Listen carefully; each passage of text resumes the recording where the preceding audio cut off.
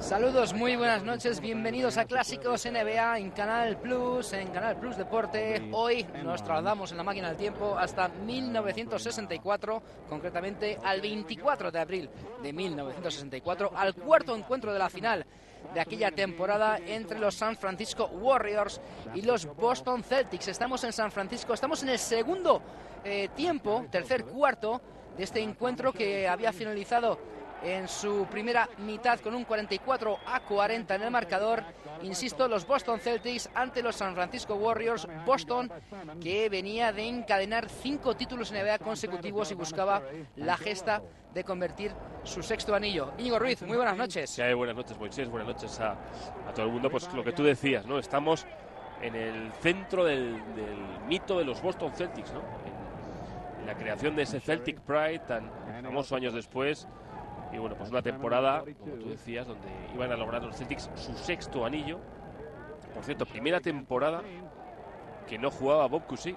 Se había retirado antes de comenzar esta. Por lo tanto, bueno, se empezaba a producir cierto relevo generacional en estos Boston Celtics, aunque nunca perdiendo de vista el objetivo del conjunto y de la organización, que era llevar el anillo. Nunca perdiéndolo de vista y nunca dejándolo atrás, porque esta temporada también se llevaron el anillo. Bueno, vemos lo que es quizás el duelo más importante de este encuentro. Esos dos hombres que veíamos, Will Chamberlain frente a Bill Russell, dos hombres que bueno, han sido leyenda de la NBA, primero aquí en San Francisco Warriors, los anteriores Philadelphia Warriors, Will Chamberlain, nativo de Filadelfia, por otra parte, y luego más tarde en Los Ángeles Lakers.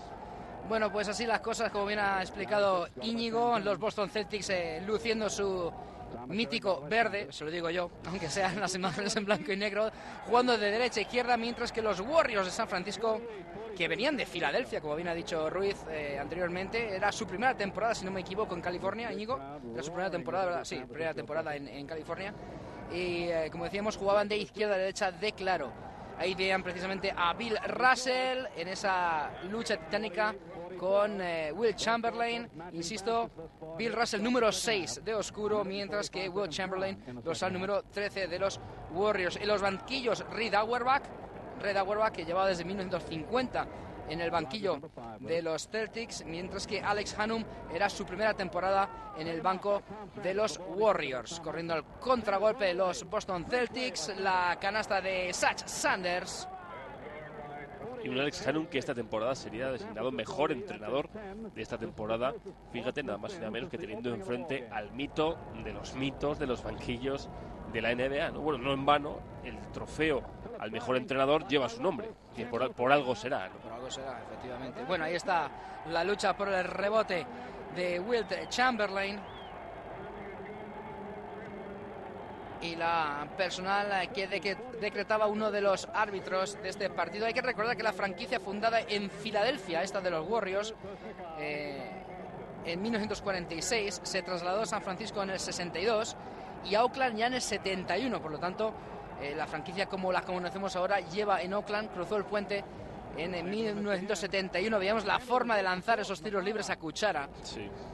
Estilo Rick Barry, que veríamos después en los Warriors, precisamente, ¿no? Una franquicia con 3 títulos, 2 de ellos conquistados estando en Philly, 46-47 y 55-56, mientras que el último título data ya de la costa oeste en Golden State con los Warriors, con Oakland, en el 74-75. Veíamos ahí a Sam Jones lanzando y convirtiendo los tiros libres para los Boston Celtics. La verdad es que hubo más movimientos dentro de la liga esa temporada, porque no solo el tema de San Francisco, que tú comentabas, sino también los Chicago Zephyrs se trasladaron a Baltimore para convertirse en los Baltimore Bullets. Sí, señor. Va a estar desconocido como Washington Bullets y en la actualidad Washington Wizards, ¿no?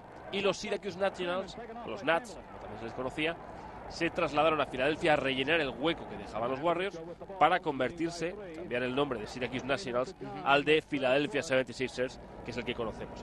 Sí, señor, y aquí pues vamos a tener la ocasión de ver a uno de los rookies que marcó época, como Nate Thurman de los San Francisco Warriors, un hombre que lucía, mejor dicho, el dorsal número 42, un rookie salido de Bowling Green.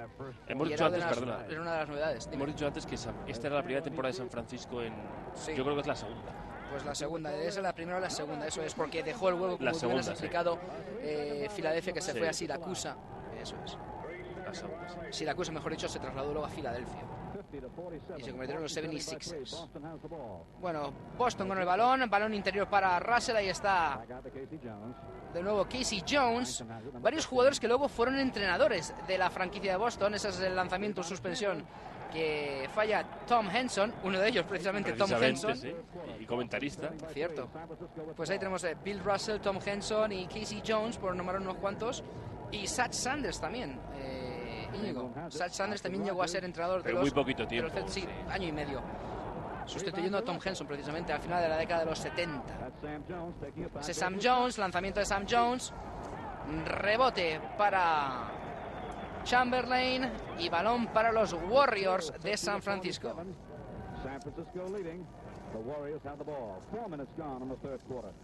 Bueno, hay un jugador en los San Francisco Warriors que tiene una vaya tapón, a punto de taponar. Impresionante la de Russell sobre Chamberlain. Decía, hay un jugador en San Francisco Warriors que es nada más y nada menos que el señor Hightower. Sí, señor, Wayne Hightower, que luego jugaría en el Real Madrid. Exactamente, que Pedro Fernández se lo trajo para jugar en el Real Madrid. Esta temporada estuvo en San Francisco, luego fue traspasado a Baltimore. Un excelso tirador, según me han contado. Sí, efectivamente. Fíjate que curioso que a través de un partido histórico veamos a uno de los jugadores que luego estuvo en el Real Madrid, ¿no? Sí, señor. El Real Madrid de Pedro Fernández, claro que sí. Boston en ataque. El balón es para Sam Jones. El lanzamiento en canasta de Sam Jones. Raro es el jugador de esta plantilla de los Celtics que no tiene su dorsal retirado de las vigas hoy en día ya del Fleet Center, antiguamente el Boston Garden. Es verdad. Vas tomando nota y dices el 15 de Henson, el 17 de Havlicek, por supuestísimo el 6 de Russell, el 27 de Casey Jones, el 24 de Sam Jones. Es increíble. Otra vez Sam Jones. Y 52 a 40, 52 a 51 el luminoso que lucía en el pabellón deportivo de San Francisco. Pues mira, vamos a repasar rápidamente. Empezamos por el número 2, que cuelga del techo del Fleet Center en la actualidad. No, creo que ha cambiado el nombre, ya no es Fleet Center, sino que tiene el nombre de un banco, que es el pabellón de los Celtics. Para empezar, el número 2, que es el de Arnold Red Auerbach, que cuelga del pabellón. Después Bill Russell. Después Bob Cousy, bueno, que ya no estaba aquí. Después Tom Henson. Después Tom Sander, John Havlicek, Frank Ramsey, que también está aquí, de Kentucky College. Son 23, ¿no? Sam Jones, Casey Jones. Y hay una curiosidad. Jim Loskutov, que también está en este equipo. Sí. Bueno, le propusieron retirar su número y colgarlo de rafters, ¿no? Del techo del pabellón. Pero él dijo que no, que prefería que no retirasen su número para que otros jugadores pudiesen llevar ese 18. Y bueno, así también un poco honrar lo que él había sido como jugador de los Celtics. Como bien decía Íñigo anteriormente, hay que destacar que en este equipo de los Celtics era el primer año sin Bob Cousy y bueno, esto hizo variar de alguna manera el game plan. Ahí tienen a Red Auerbach, por cierto, el hombre del medio. Ahí tienen al jefazo supremo, al arquitecto, ¿no?, de lo que bien ha dicho Íñigo anteriormente, el Celtic Pride, que se formó en esta época, y el orgullo de ser un Celtic, ¿no?, con los Boston Celtics. Pues decía, él acuñó la frase, perdón, que interrumpe, él acuñó la frase de ser un Celtic es un modo de vida, es a way of life. Sí, señor. El mítico Red Auerbach y sus puros. Luego hablaremos un poco más detenidamente de él porque tiene alguna historia más que curiosa. Decíamos que esta era la primera temporada sin Bob Cousy, que era su playmaker, era su cerebro. Y claro, para ellos era después de 16 temporadas, si las cuentas no me fallan, 16 temporadas, pues había que empezar a jugar de otra manera, ¿no? Y bueno, pues los Celtics, según cuentan las crónicas, fueron cambiando poco a poco con la entrada de Casey Jones y se fue haciendo un equipo, un conjunto más aguerrido en defensa. Y la importancia también de Sam Jones, un hombre del que muchas veces cuando se habla del orgullo de los Celtics y de los Celtics de los 60, pues quizás, no sé, quizás una sensación, una percepción que tengo yo, no se le tiene tanto en cuenta como a Aldo Havlicek, a Henson, por supuesto, a Russell, y sin embargo fue un hombre, bueno, pues clave en la consecución de varios de los títulos de los Celtics. No en vano acabamos de ver anotar, y este año fue el máximo anotador de los Celtics.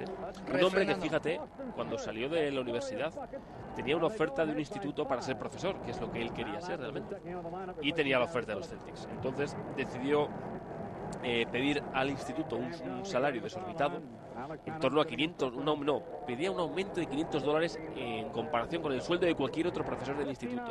Entonces el instituto se lo denegó y a raíz de ahí empezó a jugar con los Celtics. Fíjate que $500, como $500, me parece tan poco dinero, pueden influir en la vida de una persona, de una franquicia y de toda una liga. Gran pase de Rodgers buscando y encontrando a Nate Thurmond, el rookie que se quería elevar ahí. Mientras veíamos a Alex Hannum, ahí le tienen, el entrenador en jefe de los Warriors San Francisco en esta primera temporada suya. Hay que decir que este, como digo, era el cuarto partido de la final de 1964, era el 24 de abril de aquel 64. El primer encuentro se disputó el 18 de abril, venció Boston 108-96. El segundo, 20 de abril, venció Boston 124-101. Y ya en el tercero, los San Francisco Warriors se impusieron por 115-91 ya en San Francisco. Este, por lo tanto, era el segundo partido que se disputaba ya en California. Los dos equipos, uno correspondiente al campeón de la división este, que así se denominaba en aquel entonces, no había conferencias, era división este. Los Boston Celtics necesitaron 5 partidos para dejar en la cuneta a los Cincinnati de Oscar Robertson, por ejemplo, mientras que en el oeste San Francisco eliminó a St. Louis Hawks en 7 partidos en esa final del oeste, un St. Louis Hawks de Bob Pettit, por ejemplo.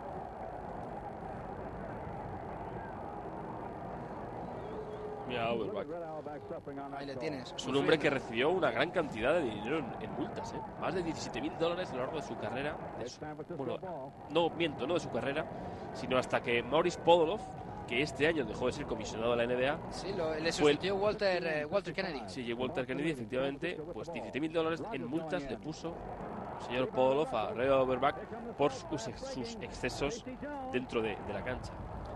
Como bien decía Íñigo, este era pues la sexta temporada consecutiva en la que el título viajaba a Boston, y ya pues, hay que ponernos en situación. En la época, pues todos los cronistas deportivos comparaban ya la dinastía de los Celtics con los Yankees, ¿no? Con los Yankees de béisbol, eso es, con los Yankees de béisbol, que habían conseguido 5 consecutivos con Roger Maris, con DiMaggio, con Mickey Mantle, con Yogi Berra, del 49 al 53, los Yankees. Sí, ya se planteaba la gente, bueno, ¿cuándo van a perder estos chicos, no? ¿Cuándo van a dar un paso atrás y van a dejar espacio para que nuevos equipos, bueno, pues obtengan el anillo? Todavía pasaría un tiempo hasta que eso sucedería.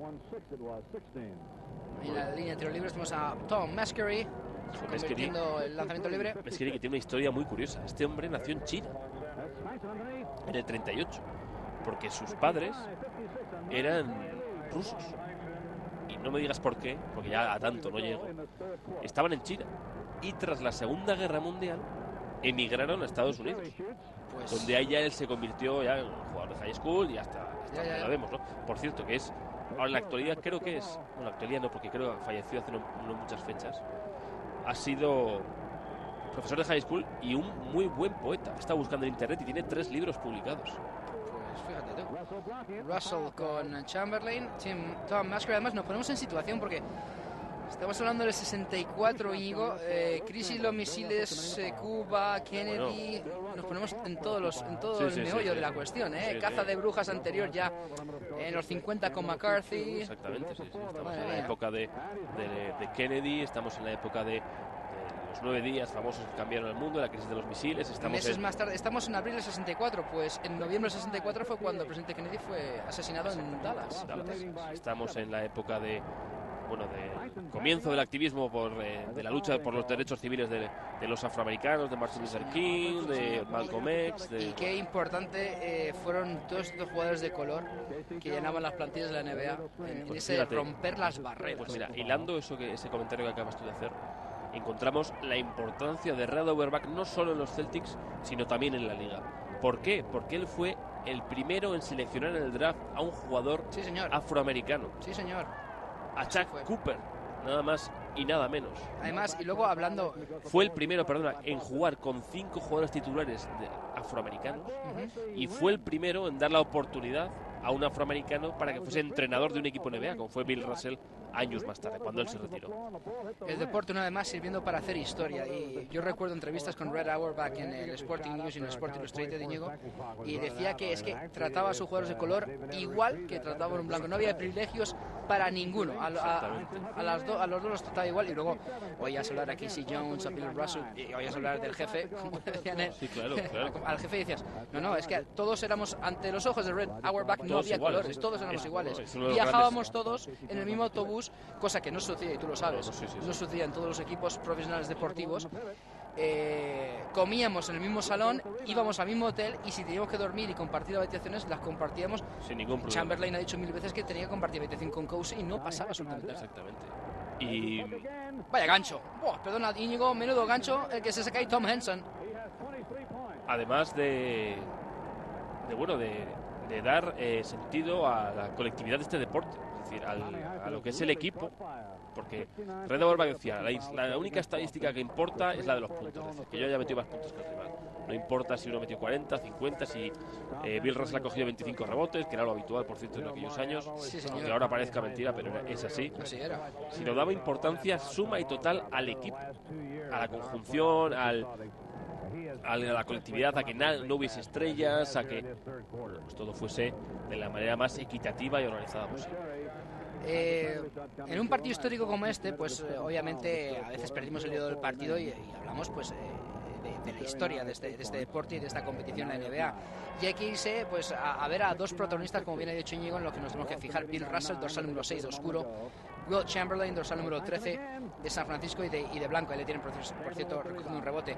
Wilt Chamberlain y Bill Russell son los dos máximos reboteadores de la historia de esta liga. Chamberlain promedió 23 rebotes por partido, 22,9, mientras que Bill Russell promedió 22 rebotes y medio por partido.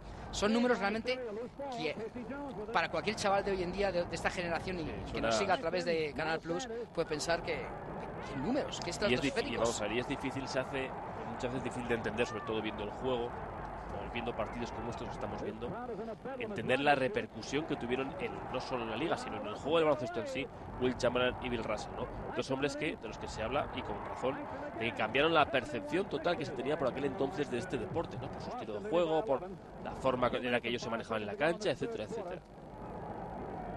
Y de Wilt Chamberlain decía una cosa, Red Auerbach decía, mira, Wilt Chamberlain era la bestia, es decir, era el hombre ideal para este deporte en cuanto a musculatura, en cuanto a capacidad de salto. ¿Quién decía eso, perdón, señor? Red Auerbach. En cuanto a capacidad de intimidación, o sea, era el hombre que lo tenía todo para haberse convertido en el máximo ganador de anillos en la historia de esta liga, y tener que no le cupiesen los anillos en los dedos de las manos. Pero solo tenía un pequeño defecto, y es que no podía con nosotros. Es que en ningún momento daba la sensación de que por mucho que él hiciera, iban a poder con nosotros.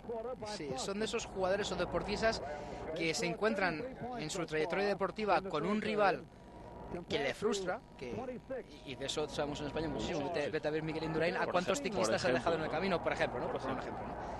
Y que les ha tocado esa generación y no han podido con ellos. Y ese fue el caso de Chamberlain, que luego únicamente volvió a ganar con los Lakers ya en la década de los 70, después, cuando ya estaba entradito en años y ya jugaba con aquella cinta en la cabeza que provenía del voleibol.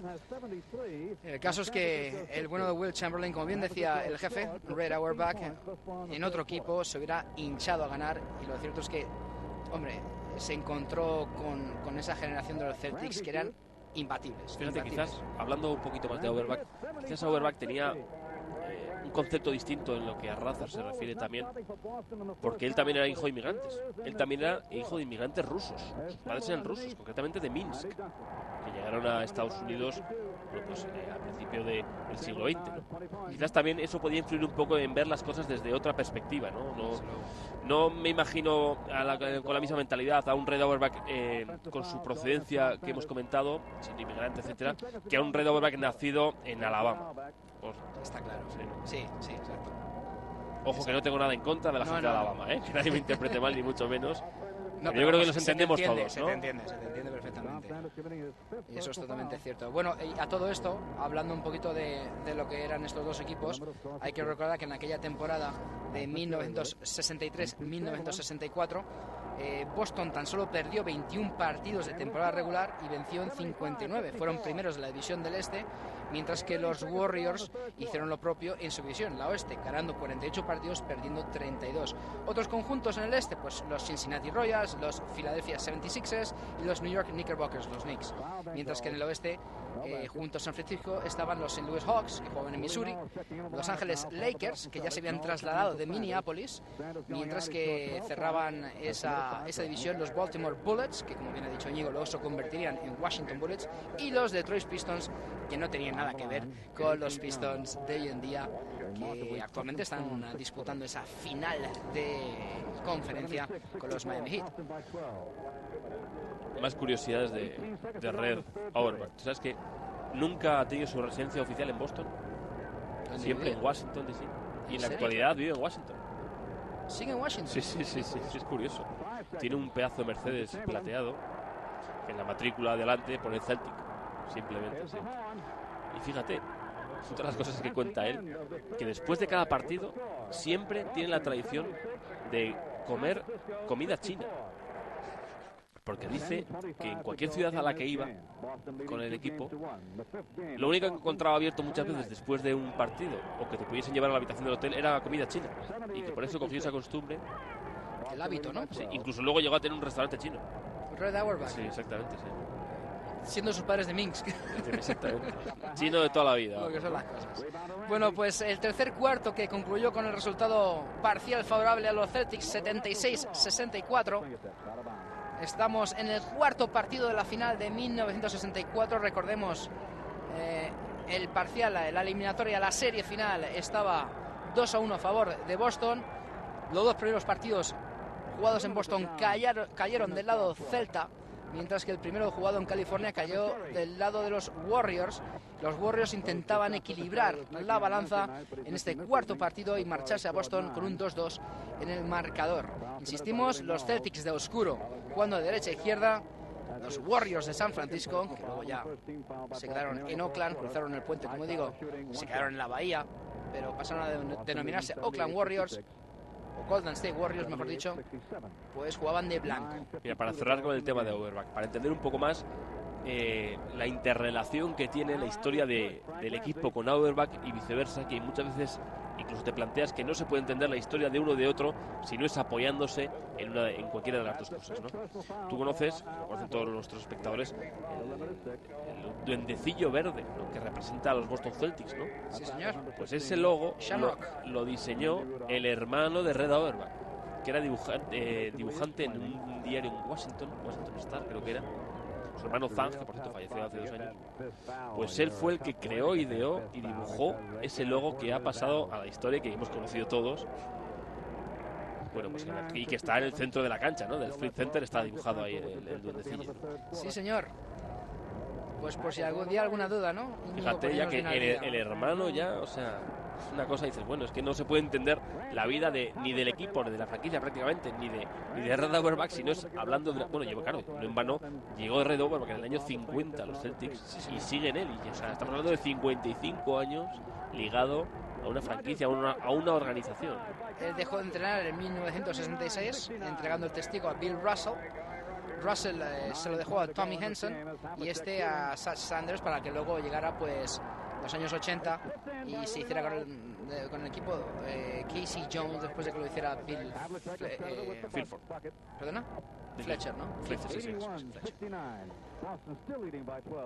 Boston de 12, o por 12, si lo prefieren así, ganando este partido en el cuarto. Vaya tapón que le ha llegado a Russell, pero hubo falta previa, creo que de Sam Jones. Antes hemos visto cómo desbarataban ahí una ocasión entre Havlicek y Frank Ramsey. Y habrá tiros libres para el conjunto de San Francisco. Historia pura de baloncesto, los Boston Celtics, los San Francisco Warriors. Mira, vamos a repasar un poco lo que son categorías estadísticas o apartados estadísticos de esta temporada, que evidentemente se contabilizaron muy poquitos, ¿no? En cuanto a puntos, el máximo anotador, indiscutiblemente Will Chamberlain, 36,9 puntos por encuentro, seguido de Big O, de Oscar Robertson, 31 puntos, y luego Bob Petit de San Luis con 27. Luego encontramos ya más abajo pues, Jerry West, Jim Baylor, los dos de los Lakers, excepto John Havlicek de Boston, es el primero que aparece. Fíjate, ellos siempre se orgullecían de que ninguno de sus jugadores en la historia de estos anillos apareciese entre los 10 primeros en cuanto a anotadores se refiere. Fíjate lo que es tener esa mentalidad de equipo. Concepto de equipo, ¿eh? Quizás llevado hasta el extremo, ¿no? Que bueno, a ellos les dio buen resultado, más que buen resultado, bueno, es una perogrullada lo que he dicho, así que bueno, hay que respetar. En cuanto a porcentaje de tiros, Jerry Lucas, que fue rookie esa temporada, un 52%, fíjate, superando solo a Will Chamberlain, con un 52, un Chamberlain que, como podemos apreciar en el partido, pues tiraba siempre muy de cerquita, no hay mucho mate y muy canasta fácil. En cuanto a tiros libres, Oscar Robertson, 85%, asistencias, Oscar Robertson, 11 asistencias por encuentro, se dice pronto, y en segunda posición, el base de este equipo, Guy Rodgers, con 7 asistencias por encuentro. Tercero, Casey Jones, con 5. Y rebotes, parece mentira, pero es así, Bill Russell, 24,7 rebotes por encuentro. Escandaloso, vamos. Qué tela, Seguido de Will Chamberlain, 22,3. Y bueno, quizás podríamos hablar, bueno, es que estos dos estaban muy por encima del resto, cogían pues más de 20 rebotes, pero de ahí para abajo ya entramos en cifras normales. Pues no, porque Jerry Lucas, que era el tercero, era 17 rebotes, Walt Bellamy, 17 rebotes, Bob Petit, 15 rebotes. El más normal, por decirlo de alguna forma, es en novena posición, Elgin Baylor, con 12 rebotes por encuentro, fíjate. Gary Phillips, que entraba en cancha para los Warriors con ese dorsal número 7, mientras que los Boston Celtics tenían la oportunidad de ampliar la ventaja en el marcador en San Francisco con esos tiros libres. Falló el segundo. Movía el balón Guy Rodgers para los Warriors. Está jugado para Gary Phillips. Lanzamiento de Phillips, se va a quedar corto, pero estaba Chamberlain para el palmeo, no lo convirtió. Transición de los Celtics por medio de Sam Jones. Lo que ha conseguido, impresionante John Havlicek. Increíble, ¿eh? Este hombre, John Hondo Havlicek, uno de los hombres que más proyección dio al rol de sexto hombre, ¿no? Realmente quizás definió lo que es jugar en esa posición. Un rebote de Chamberlain. Un hombre que seguro que todo el mundo recuerda, o sabe la historia, que fue drafteado a la vez por la NBA y por los Cleveland Browns de la NFL. De fútbol americano. Y que hizo el training camp con los Cleveland Browns. La pretemporada. Y lo echaron y lo cortaron. Y por eso empezó a jugar con los Celtics, fíjate. Bendito corte, ¿eh? Sí, sí. Qué gran jugador de baloncesto se ganó. Y fue llegar y ganar 4 anillos de forma consecutiva. Hay que decir que para un total de 8. Hay que decir que estos Boston Celtics, míticos Boston Celtics, estoy hablando ya de la franquicia, tiene 16 anillos en su haber. 16 trofeos adornan las vitrinas de los Celtics. Pero sí, el último de ellos hay que remontarse a la temporada 85-86, cuando los Celtics vencieron a los Rockets por 4-2. Por lo tanto, hace tiempo, casi 20 años, Íñigo, sin que la entendida afición de Massachusetts no vea un equipo campeón. Y arquitecto de aquel equipo, de los Celtics de los 80, con el que muchos nos aficionamos a este deporte o a esta liga más en concreto, fue pues el mítico Red Auerbach, ¿no? Que fue capaz de seleccionar a Larry Bird en el 78 y hacer movimientos estratégicos, el fichaje de Robert Barry, de Seattle, de Kevin McHale. Sí, señor. Aquello fue fundamental en los Celtics de los 80, en esos duelos titánicos con los Lakers, que es donde muchos espectadores de nuestro país empezó pues a aficionarse a la NBA con aquellas retransmisiones, ¿no? La canasta de Sam Jones. 11 puntos arriba para lo que te digo, yo no sé si compartes esa percepción conmigo, pero sí que se habla de Bill Russell, de Havlicek, de Heinsohn, ¿verdad? Pero Sam Jones siempre está un poco, no, ¿verdad? Seguro que si alguien que empieza a aprender un poco de la historia de NBA, le preguntas por los Celtics de los 60 y te va a decir Russell, Heinsohn, Havlicek, sí, tal, ¿no? Pero te va a dejar el Sam Jones fuera. No. Es y eso que es un nombre que aparece en muchos de los reportajes de NBA que emitimos en Canal Plus. Es cierto. Que es un hombre que le han hecho muchas entrevistas y sale pues con relativa frecuencia. Es verdad. Phillips con el lanzamiento y canasta en suspensión de Phillips. Buena asistencia ahí de Guy Rogers. Decía antes Íñigo que en aquella época no se llevaban las estadísticas de todos los apartados y tampoco había MVP. El MVP entró en rigor en la temporada 68-69, hasta la temporada aquella en la que los Boston Celtics vencieron a los Lakers y en la que Jerry West fue el MVP de aquella campaña. No se nombraba un jugador más valioso.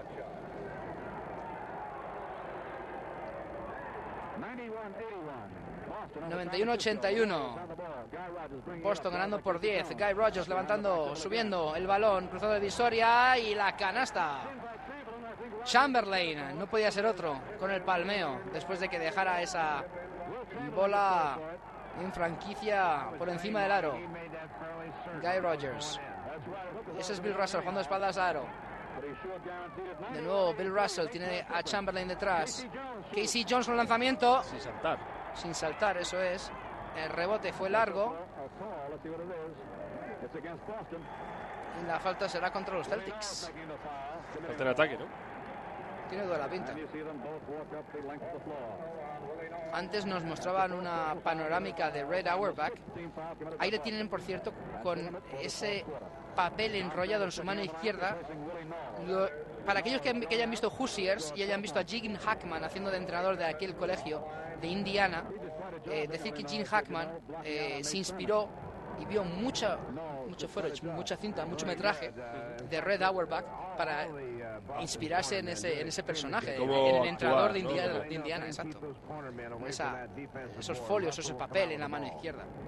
Aunque luego muchos entrenadores se han imitado o han seguido ese ejemplo, ¿no? Vimos aquí en España hace muchos años, yo creo que fue el primero, a Herb Brown, sí, señor, el hermano de Larry Brown, sí. Que llevaba los folios siempre enrollados en la mano. Bueno, pues una pose más también de entrenador, ¿no? Claro que sí. Es como llevar ¿cómo se llama el más famoso entrenador de la NFL? El hombre este del gorro. Vince Lombardi. Pues Vince Lombardi. Sí, pues, mítico entrenador. Luego sí que he visto a varios Tom entrenadores. Landry también. Digamos que de aquella generación, Tom Landry de los Dallas Cowboys y Vince Lombardi de los Tampa Bay Green Bay Packers. Eran los dos que llevan típica gabardina y el sombrero. Seguro que luego esa estampa se ha repetido. En muchos, hasta que ya, yo diría que a finales de los 70, principios de los 80, se empezó ya a cambiar y ya pues era más el Elite Sport, porque ya se metían los cascos, los microcascos. Pero sí es cierto, como tú bien dices, que esa era, ¿no?, la percepción y la planta de un entrenador de fútbol americano junto a la banda con sus hombres, ¿no? La del sombrero bien calado y la gabardina. Havlicek desde la línea de tiros libres. Poco más de 3 minutos para concluir el partido en San Francisco, este cuarto partido. ¡Qué canasta, qué cambio de mano el que realizaba ahí Guy Rogers! Llevaba ya 19 puntos a esta altura del partido Guy Rogers. Cuidado ahí, que Havlicek estuvo a punto de perder el balón. Definitivamente Rogers le roba, asistencia de Rogers. Y Sherry, que es el que no pudo, el chino, por decirlo de alguna forma. Sherry, que es el que no pudo ahí convertir la canasta. Transición de nuevo, ahora cúmulo de despropósitos en ataque del Boston. Casey Jones, vamos a ver si pone un poquito de tranquilidad. Bueno, otro balón perdido. Intento de asistencia por medio de Thomas Sanders. Había pitado falta antes. Y están los dos equipos agotadísimos, ahí lo pueden ver. Y el público que estaba viviendo con una tremenda emoción este correcalles en que se había convertido este cuarto encuentro de la final de 1964. Correcalles divertido, ¿no? Sí, desde luego. No muy puro en cuanto a lo baloncestístico se refiere, ni mucho menos. No, algo heterodoxo en lo que la concepción baloncestística que se tiene hoy en día. Pero la verdad es que era de lo más emocionante.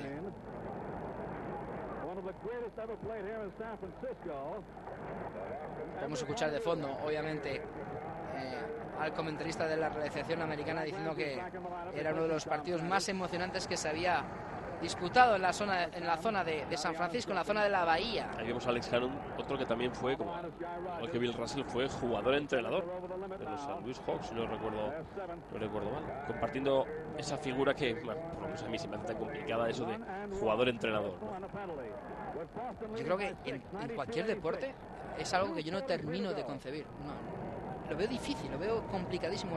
Recuerdo, me viene en la memoria, ¿sabes quién? En la memoria Gullit cuando estaba en el Chelsea, ya en sus últimos años. Es verdad. Pedía el cambio y salía a él, ¿no? Y era el entrenador. Yo lo veía como... Es que me parece imposible, ¿no? Yo también, yo por estoy de acuerdo los celos, contigo. los resquemores que se puede crear dentro de la plantilla, un vestuario, ¿no? Yo también estoy, en ese sentido sí que estoy de acuerdo contigo. Lo veo complicado. 92-87. Marcador favorable a los Boston Celtics. Último cuarto del cuarto partido de la final de 1964. Bueno, Lanzamiento de Jones, rebote defensivo que atrapaba Tom Meschery. El balón para Guy Rogers. Rogers que se atreve a un lanzamiento. Menudo palmeo de Will Chamberlain. es que era muy grande. Se le ve terriblemente grande al lado de cualquiera de los jugadores que están en pista, excepto de Bill Russell, ¿no? Lo rebañaba todo. 2 contra 1. Se desespera ahí Gary Phillips. Y le va a caer la falta ante el abucheo del respetable que llenaba el Coliseo de San Francisco.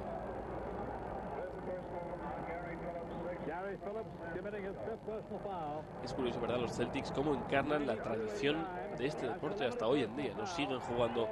Yo creo que será la única franquicia en la historia que jamás ha cambiado la camiseta. Siempre siguen siendo la misma. Siguen jugando todos con zapatillas negras. Otra de las tradiciones.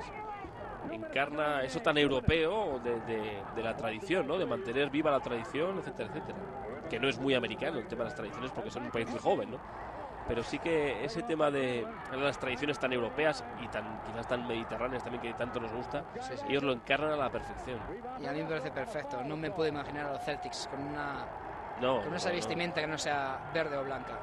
Y sobre todo con las letras, ¿no? Las letras igual, ahí podrá haber más o menos pequeños matices, ¿no? De cambios y tal, pero no Sí, de hecho, cambios radicales, ¿no? están jugando con Boston en la camiseta y normalmente ellos juegan con Celtics. Bueno. Pero vamos, obviedades, ¿no? Muy poquitas cosas han cambiado, desde luego. Eso sí, algo que lamentaremos y mucho, y no solamente en el plano baloncestístico, sino también, por lo que me toca, en el hockeyístico, es que los equipos representativos de aquella ciudad de Massachusetts, es decir, Boston, no puedan seguir jugando en el mítico Garden. Eso sí que es una pena. La mística del Boston Garden, Tremendo, eso sí que era... tremendo, tremendo. Tanto baloncesto como en hockey sobre hielo, te lo puedo asegurar. Esas vías del tren, Llegando al Sí, Boston señor. Garden, ¿no? Que Sí, se sí. ve el rótulo de Boston Garden ahí. mítico, y es una pena. Pero así son Fíjate, las yo cosas. estuve en los exteriores del Boston Garden, te voy a decir, en el año... Pues 86 yo creo que fue. 86, 87, ese, creo, sí. Y estuve allí y había... No, bueno, no está bien que hable de anécdotas personales, pero... Cuenta. Y había el típico recortable de estos para sacarte una foto para que te pongas la cara. Y estaban los Celtics, estaba Larry Bird, Kate McHale... Sí, los cinco, Danny Ainge, Dennis Johnson y Robert Parrish. Y ahí puse yo mi careto como sexto hombre. Qué bueno. La foto que tengo, sí. Pues esa no la he visto yo por la redacción, ¿eh? No, ni la vas a ver. Bueno, poco más de un minuto para jugarse en este partido. Boston ganando por el momento. Máxima ventaja fueron de 10 puntos en el segundo cuarto. Y ahora tiempo muerto en pista.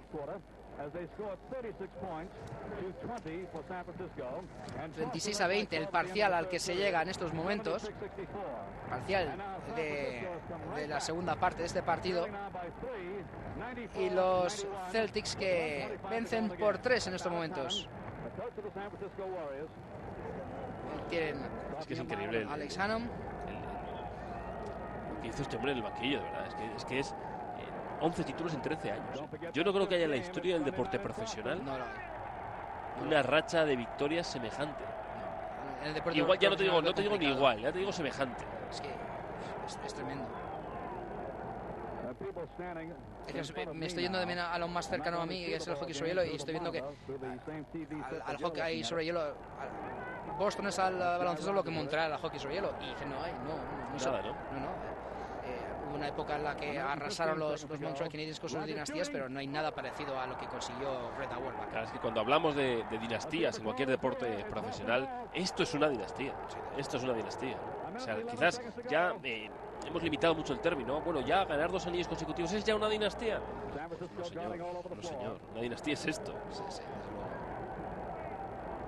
tan solo... Cuando hablamos de baloncesto hablamos de los Celtics, cuando hablamos de béisbol hablamos de los Yankees, cuando hablamos de fútbol americano podemos hablar de los Packers, ¿no? Y quizás de los 49ers de los 80, pero la verdad es que son equipos que perdurarán en la historia, sin duda alguna. 96-91, 5 puntos arriba Boston. Gary Phillips, canasta, muy buena canasta Gary Phillips. 96-93. Hay una frase en uno de los libros que manejamos sobre información para este tipo de partidos. Hay una frase en la última de la contraportada que pone: ¿dónde pueden buscar a alguno de los mejores jugadores del mundo de baloncesto inspiración? Y sale una foto de los números retirados que hay en el techo del pabellón y pone abajo, arriba, ¿no? Desde luego que es el mejor sitio para encontrar inspiración y motivación para ver la excelencia y lo bonito de este deporte. Vamos a Havlicek, estamos ya en los últimos segundos del partido. Vaya palo le han dado ahí.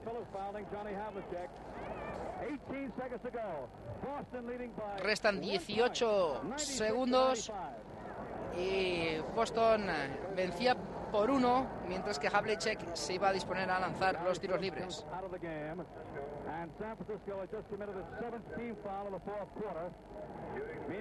Se jugaría un partido más de esta final del 64, el 26 de abril, en Boston.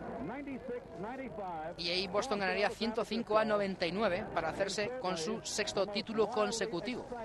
Es una barbaridad, Es una barbaridad. A ver, ganarían... ¿cuántos más? Ganarían 2 más. Y ya en el 67... 8 seguidos. 8 seguidos. Ganarían 2 más y ya en el 67 Filadelfia les cortó la racha. Aún así, fue efímero lo de Filadelfia porque los 2 años siguientes volvió Celtics a vencer a los Lakers, finalizando la década de los 60 con 2 títulos más. Campeones en el 68 y en el 69, los Boston Celtics. De nuevo encontrándose ya con Will Chamberlain como jugador de los Lakers. Sí, y la 67, que bueno, pues también se la llevaron Filadelfia, gracias a Will Chamberlain, que estaba en ese equipo con Billy Cunningham y Mark Walker. Sí, porque este fue la última temporada de... y el entrenador, ¿quién era? Alex Hannum. Alex Hannum, efectivamente. Y esta fue la última temporada de Chamberlain con los Warriors. Johnny Havlicek will go to the foul line in just a moment or two, with 2 attempts to make 1 more point. And if he makes one of those 2 attempts. San Francisco, campeones del oeste, venciendo a San Luis y a Los Ángeles. Pues que no sé si lo hemos comentado, pero es que había 9 equipos en la liga. Sí. Es que no había más. Los hemos repasado, las 2 divisiones que había, que no conferencias. Y bueno, un poquito de historia que siempre viene bien, ¿no? Sí, muchas veces hay que recuperar la memoria histórica para ver y entender lo que pasa hoy en día. Y el baloncesto, como en la mayoría de las disciplinas de la vida, pues no es una excepción. Havlicek. 98-95. Y ahora otro tiempo muerto. ¿Y qué hacemos ahora sin una línea de 3?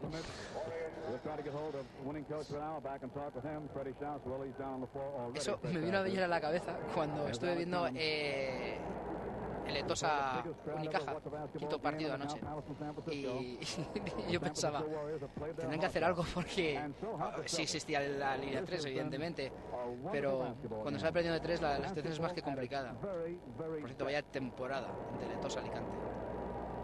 Sí, bueno, un poco empañada quizás por no haber seguido un poco más adelante en playoff, ¿no? Pero bueno, desde luego que mucho mérito de los hombres de Trifon Pop.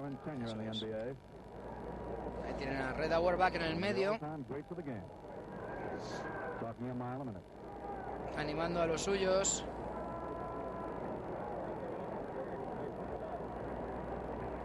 Bill Russell dejando la toalla. Últimos compases ya de este cuarto partido de la final del 64. Auerbach, la única discriminación que pongo yo es la del que no pueda jugar. El que no sea capaz de jugar en este equipo es el único al que discrimino. El resto me da absolutamente igual. Lo tenía claro, ¿no? El jefe. Meschery con el lanzamiento. El rebote para los Celtics. Se acabó. 8 segundos. Bill Russell. Falta personal de Nate Thurmond, el rookie. Quedan 3 segundos para terminar. Como tú decías, victoria de los Celtics, que a la postre se llevaron el título. Y bueno, confiemos en que alguno de nuestros jóvenes aficionados pues le haya gustado ver este tipo de cosas, ¿no? Este tipo de partidos, este tipo de recuerdos y de ver parte de la historia de la NBA, que para muchos empezó con la Reverde y no es así, ni mucho menos, ¿no? Claro que no, yo creo que esto siempre es interesante. Los Warriors lanzando con un segundo en el crono. La victoria para los Boston Celtics por 95-98. Fue el cuarto partido. Por nuestra parte, poco más. Gracias por la atención prestada. Hasta otra, Íñigo. Hasta luego. Adiós.